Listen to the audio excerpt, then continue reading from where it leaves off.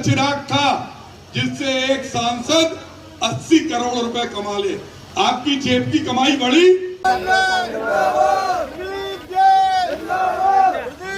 मऊरानीपुर में कांग्रेस कार्यालय का हुआ शुभारंभ, सैकड़ों समर्थक रहे मौजूद। झांसी ललितपुर लोकसभा क्षेत्र के कांग्रेस प्रत्याशी प्रदीप जैन आदित्य ने आज मऊरानीपुर विधानसभा चुनाव कार्यालय का शुभारंभ किया। इस दौरान बड़ी संख्या में इंडिया गठबंधन कार्यकर्ता मौजूद रहे। प्रेस कॉन्फ्रेंस में गठबंधन प्रत्याशी प्रदीप जैन आदित्य ने कहा कि आपके क्षेत्र में सेवक बनकर कार्य करूंगा। कांग्रेस प्रत्याशी ने भाजपा सरकार को आड़े हाथों लेते हुए गरीबों व किसान की विरोधी बताया।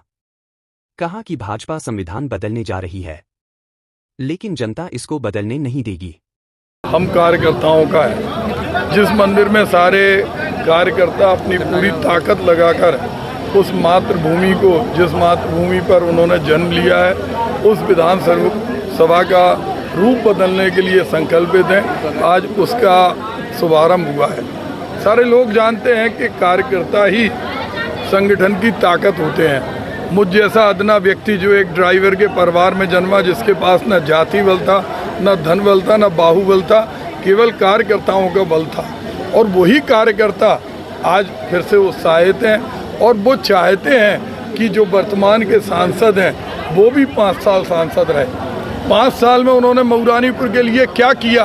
किसानों पे जब ओले गिरे, जब मजदूरों को यहाँ से बंदी बनाया गया महाराष्ट्र और कर्नाटक में, उस समय वो सो रहे थे। जिस समय लोग यहाँ दम तोड़ रहे थे, उन्हें ना ऑक्सीजन मिल रही थी, ना रेमडेसिविर इंजेक्शन मिल रहा था, ना पलंग मिल रहा था, उस समय कहाँ थे?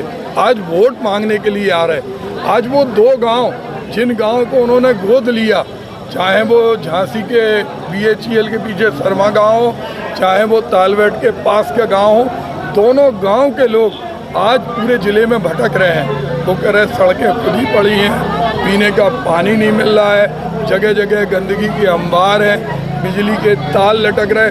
जब वो 2 गांव का विकास नहीं कर पा रहे, वो प्रधानमंत्री जी के नाम पे वोट मांग रहे, तो क्या देश के प्रधानमंत्री गोद लिए 2 गांव का विकास नहीं करा पाए? उन्हें क्षमा मांगना चाहिए इस माटी से, जिस माटी के अंदर 5 साल सांसद रहने के बाद वो अपने गोद में लिए 2 गांव का विकास नहीं कर पाए।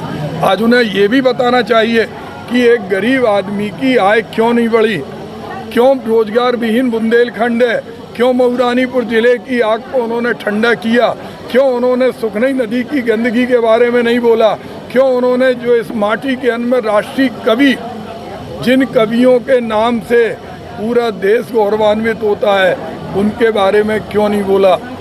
आज जिस तरह का माहौल है, हर गांव के अंदर लोग बदलाव चाहते हैं। लोग चाहते हैं कि उनका प्रतिनिधि किसी बंगले में कैद नहीं हो।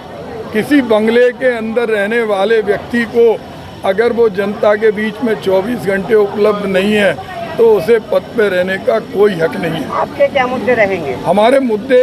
हमारे वही मुद्दे हैं जो मऊरानीपुर के लोकसभा के एक व्यक्ति के मुद्दे हैं कि इस पढ़े लिखे नौजवानों को रोजगार मिले, रानीपुर टेरिकॉट पुनर्जीवित हो, यहाँ के मेले को राष्ट्रीय दर्जा मिले, जो जिला बनाने की लड़ाई है उस लड़ाई में सहयोग हो। बुंदेलखंड प्रांत की बात जो भारतीय जनता पार्टी के नेताओं ने भी की, उस बात को मूर्त रूप दिया जाए। आज इसीलिए कांग्रेस ने 5 गारंटी दी हैं कि जो पढ़े लिखे नौजवान जिनको रोजगार नहीं मिल रहा, उनको 1 लाख रुपए साल की गारंटी। गरीब महिलाएं जिनके बच्चे दम तोड़ देते हैं हताशा में, उन गरीब महिलाओं को 1 लाख रुपए। किसानों का कर्जा माफ़ हो, उनको MSP का रेट स्वामीनाथन की रिपोर्ट में मिले, जातिगत जनगणना हो, और सबसे बड़ी बात मनरेगा के मूल्य को 400 रुपये मिले।